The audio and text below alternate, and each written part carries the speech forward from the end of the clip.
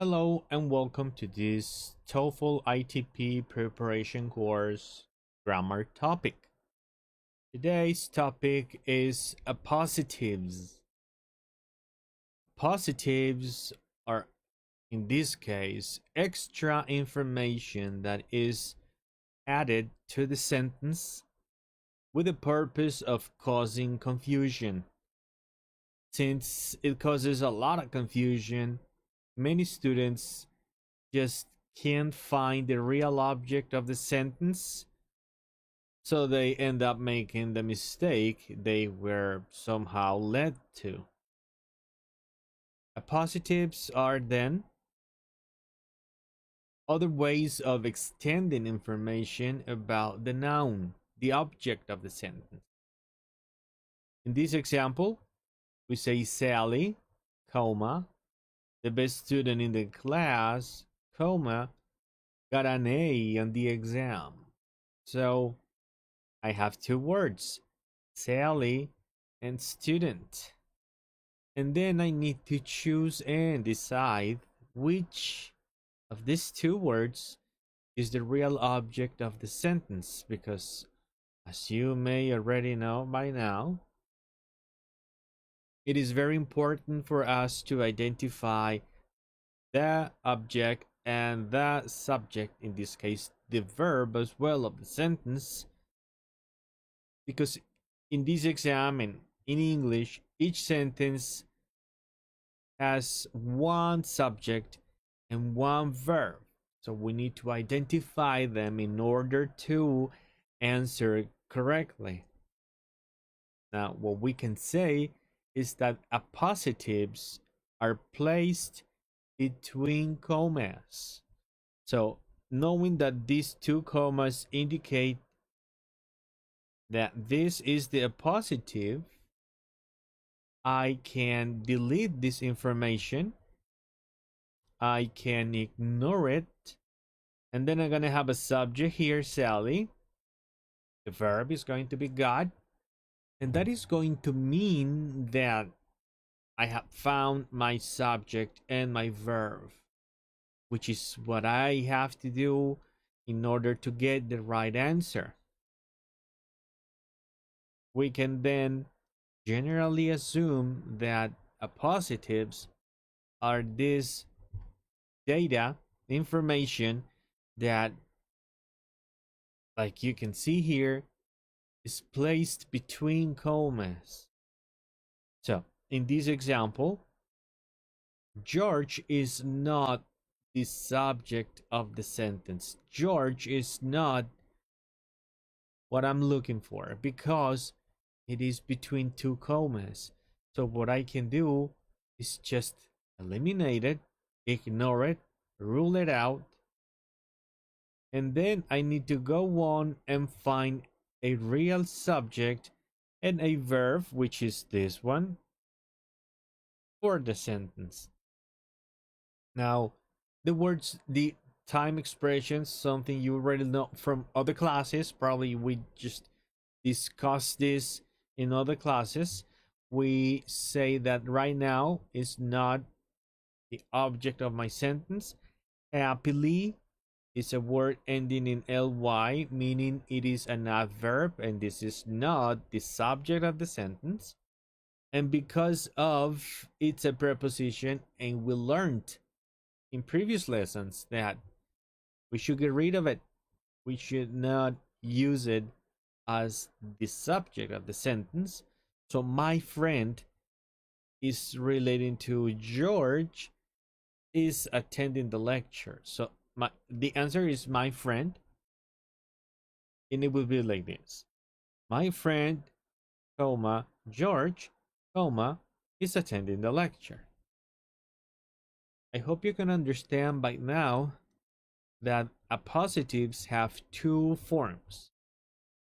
The first one is the one that is between two commas.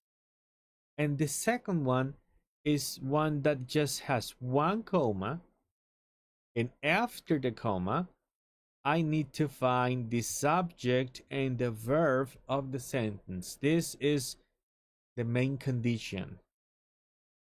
So I have Sarah and Mrs. Those are my subject and my verb. It means here I need an appositive. My answer is going to be an appositive. And appositives do not constitute subjects or verbs. Appositives can give, extend, can illustrate information about the subject, but they shouldn't contain verbs, conjugated verbs. So here we have a verb. This is not the answer. This is another verb. I have two options, A and D. And then maybe you want to remember from previous lessons that we can identify the subjects or the words related to the subject of the sentence because they start with a, and, the, some, any, or many. So the word I'm looking for is a. The option is this one. It says an excellent basketball player, comma, Sarah rarely misses her basketball shots. So these two forms of finding an appositive and sometimes just ruling them out, not taking them into account, are the ones that we're going to discuss right now. So, how can we generalize what an appositive is? I hope you can read with me. An appositive is one noun that comes before or after another noun and is generally set up from the noun with commas. If a word is an appositive, it is not the subject. This is probably the most important thing. The following appositive structures are both possible in English. Structure number 1. Subject, comma, appositive, comma, and then verb. Example, Tom, comma, a really good mechanic, comma, is fixing the car. So a really good mechanic is the information I can omit, rule out, or just ignore, and still have a subject and a verb. These are the basic structure. Both constitute the basic structure of my test. In the second example, the appositive was placed before. So we can say a really good mechanic and still forget about it. Tom is fixing the car, meaning I still can find my subject and my verb.